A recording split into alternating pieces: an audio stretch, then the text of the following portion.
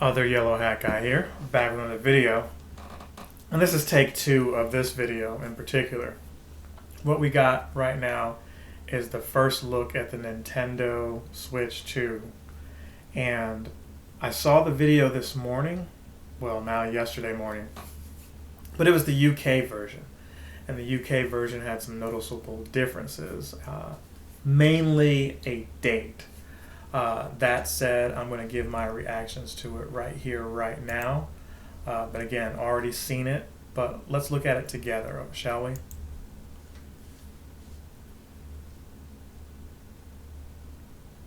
Okay, so I remember it starts out showcasing the old Switch. Let's get that volume down a little bit, because it was a little loud. At least in the first time that I recorded it. So you saw that USB-C there, it looks like a microphone, and then a headphone jack. You got the cutout, the U-shaped kickstand there. And then the grooves on the Joy-Cons themselves allow it to allow them to fit into the system. So what I'm seeing here is a lot of the leaks were true. Shout out to Nate the Hate. Shout out to Next Level Gaming, or excuse me, not Next Level Gaming, but Next Handheld. They're on X, formerly known as Twitter, and they were showing a lot of this. It looks like it's true, even from the orientation here. Here's Nintendo teasing that this is a mouse, or can use as a mouse. Follow me and you're in my chat room, you might have noticed that a couple of things. Number one, I said that the left mouse, or the left Joy-Con, looks like it could be a mouse and not the right one. But after looking at it again, it looks like there's an optical display on both Joy-Cons. You just gotta catch it really quick, and I didn't that first time, so yeah, both of these can be used as mice that you can, use point click and controls like that or what have you. Secondly, you see what looks like a button under the home button. Now it's faded out, but rest assured that is a C button. We've seen from Genki, who showed off the Switch before Nintendo did, that had an engraving there that looked like a C, the letter C, as in cat. Speaking of words that rhyme with cat, chat. It looks like that button is going to be voice chat.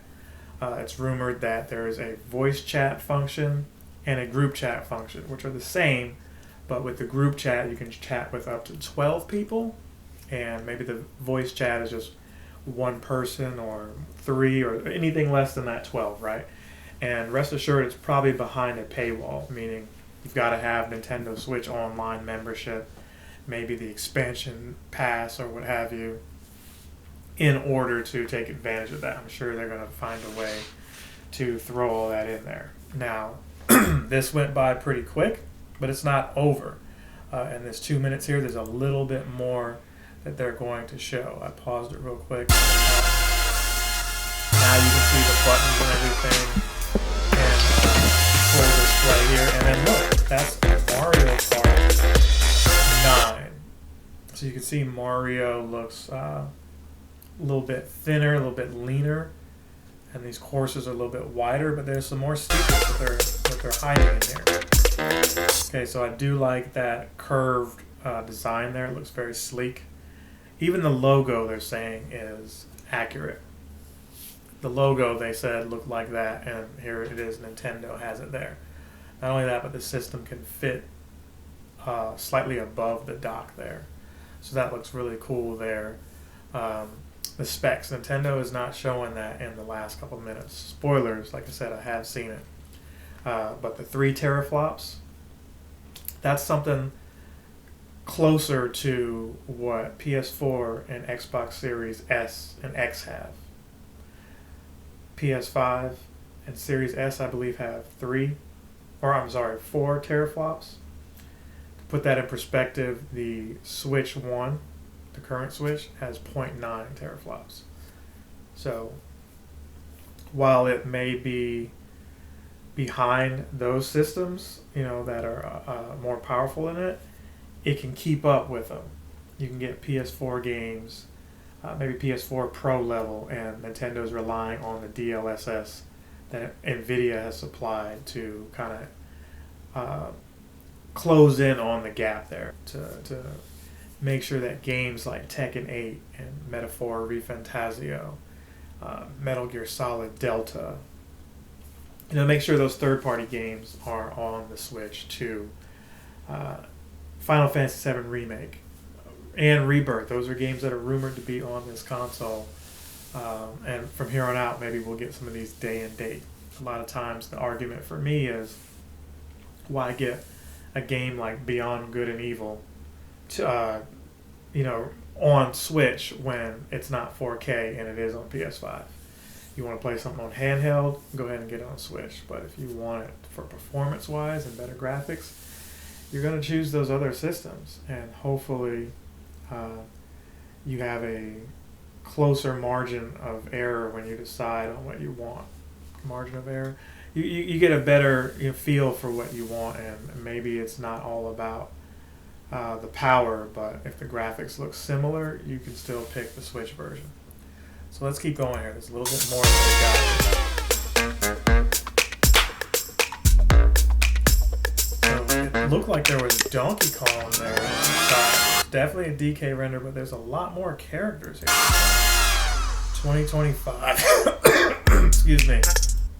It's early in the morning. I'm a little under the weather still. But they let you know it plays Switch 2 exclusive games as well as Nintendo Switch games.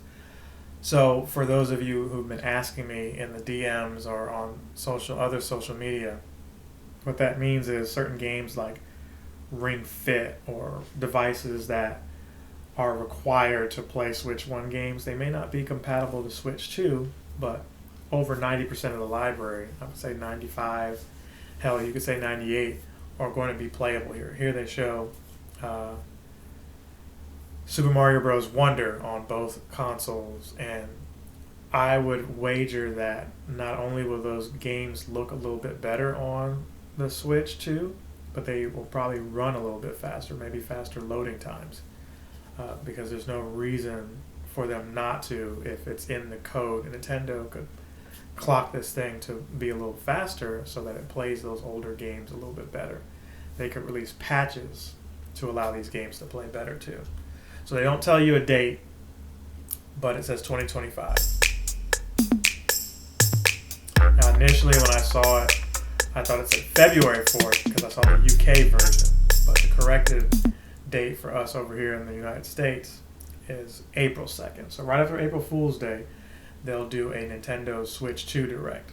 So there might still be, I would say there's likely still going to be a February Direct. They've always done it in February to show off the remaining Nintendo Switch games. And then Switch 2, they'll start showing that off in April. A safe bet would say that right after they show this presentation for Switch 2, that's when the pre-orders will go up. So you want to pay attention to that. That's roughly 11 weeks away. So you got time. I know it feels like an eternity, but in the years that we sat back and waited on this console, which should have been here, these features should have been available like a decade ago. I'm still happy to get the voice chat feature. It allows me to play with those of you who, maybe you're playing a different game or you're playing Mario Maker and we want to share screens. This is a great opportunity here, and it should have been available on the Switch 1. What remains to be seen is, will the Switch 1 be able to have a voice chat feature? Or can you use the headset and maybe there's a OS update that allows you to chat? Or is that exclusive to Switch 2? We'll have to see how that plays out. Metroid Prime 4 Beyond.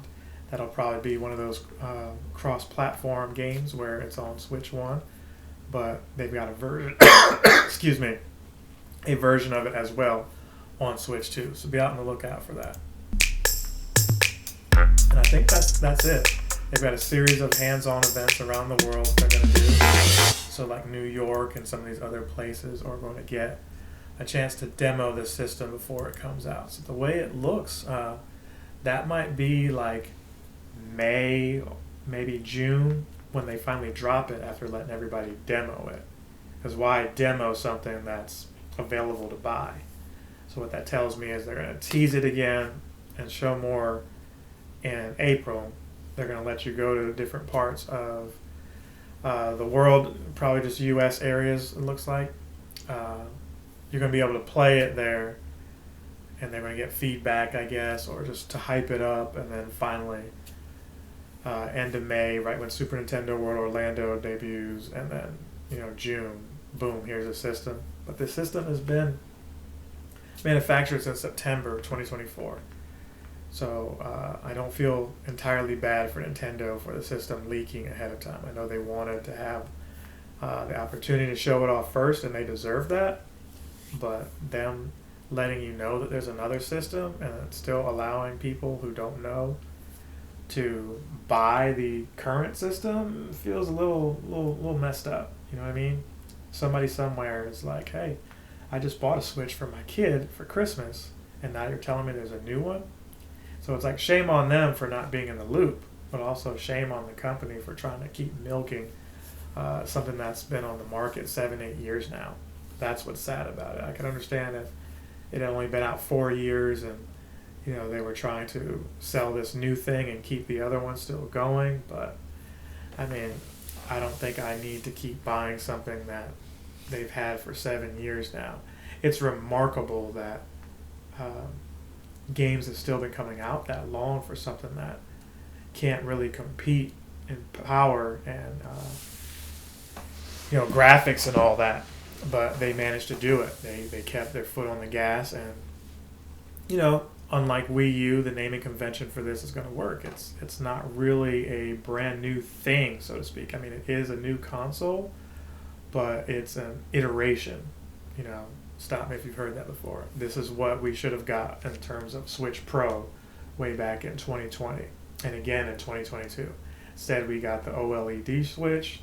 This is not going to be that. It's going to have the LCD screen, and I would wager that maybe a couple years, maybe a few years down the line, they'll have a Switch 2 revision that has that screen. So as far as we know, the dock is going to be with the same ports as the OLED one, and not only that, but it's going to have 12 gigs of RAM. It's going to have that Tegra X2 chip or X1 chip, whatever chip it is that NVIDIA worked with Nintendo on, and then some micro express SD cards. GameStop leaked that out. Those cards are going to be faster and allow the system to keep up with the speeds of some of these NVMe drives that are in PS5 and Xbox Series S. Am I saying they're as fast? No. But they will be faster than the SD cards that we're using now in the Switch. You can still use your old SD card from what I understand, but this new one will allow these games like Final Fantasy VII Remake to run, fast natively. So stay tuned. We'll see what they got coming up next, and I will see you in the next one. Other Yellow Hat Guy is out.